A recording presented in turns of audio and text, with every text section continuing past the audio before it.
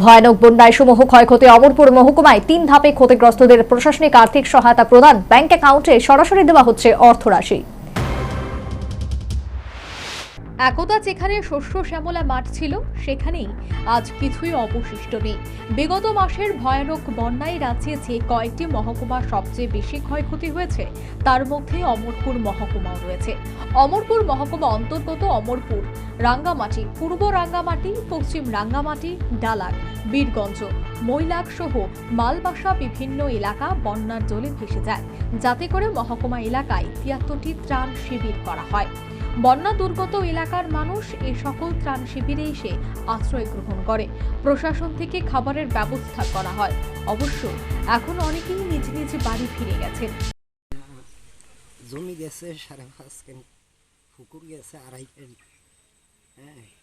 আর এমনিতে তো ক্ষয়ক্ষতি, বাড়িঘর দুয়ার কিছু প্রচুর নষ্ট হয়েছে, এখনও রয়েছে ঘর বাড়ি কিছু ঠিক করতে পারছে না।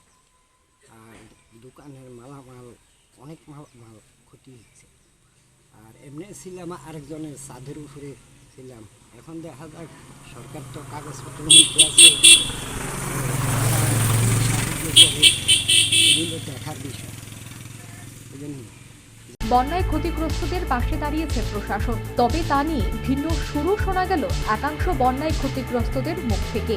তবে তাদের আশ্বাস, অচিরেই তারা এই ক্ষতির মোকাবেলা থেকে আবার দাঁড়াতে পারবে সরকারের সহায়তা নিয়ে।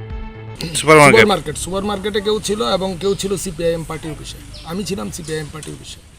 কিন্তু সেখান থেকে যাক, সেখানে তো দলমতের বিষয় নয়, সেখানে কিছু প্রাণ রক্ষার জন্য যে যেখানে যাওয়া আশ্রয় নিতে পেরেছে সেখানে নিয়েছে।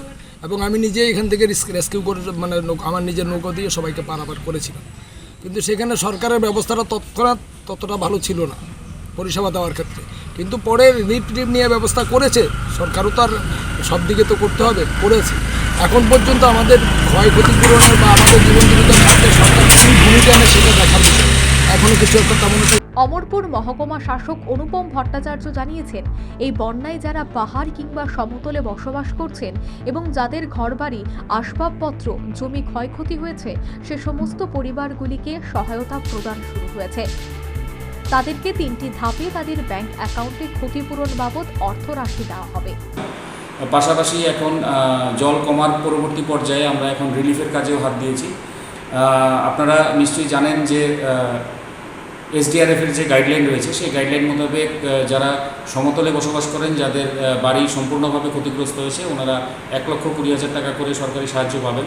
এবং এই সাহায্যটা আমরা যেরকম গাইডলাইনে রয়েছে সেই মোতাবেক আমরা ৩টি ধাপে আমরা দিচ্ছি। প্রথমত ইন্টারিম রিলিফ হিসেবে আমরা ২০,০০০ টাকা দিচ্ছি, তার পরবর্তীতে আমরা ৫০,০০০ টাকা দেবো এবং তার পরবর্তীতে আরও ৫০,০০০ টাকা দেবো। আর যেটা আমাদের একটু টিলা অঞ্চল বা পাহাড়ি অঞ্চল রয়েছে, পাহাড়ি অঞ্চলের জন্য ওই সংখ্যাটা হচ্ছে ১,৩০,০০০ টাকা। সেক্ষেত্রে আমরা ২০,০০০ টাকা প্রথম ইন্টারিম রিলিফ হিসেবে দেবো, তারপর ৫৫,০০০ করে দুটো কিস্তিতে আমরা দেবো।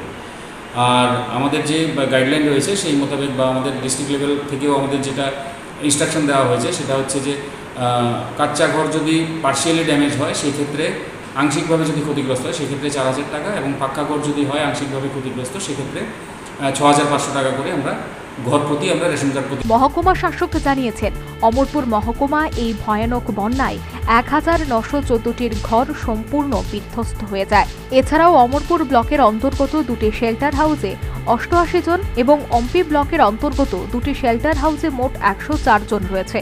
তবে নগর পঞ্চায়েত এলাকায় যারা এই শেল্টার হাউসে ছিল তারা প্রত্যেকেই নিজ নিজ বাড়ি ঘরে চলে গেছে। Bureau report, news vanguard.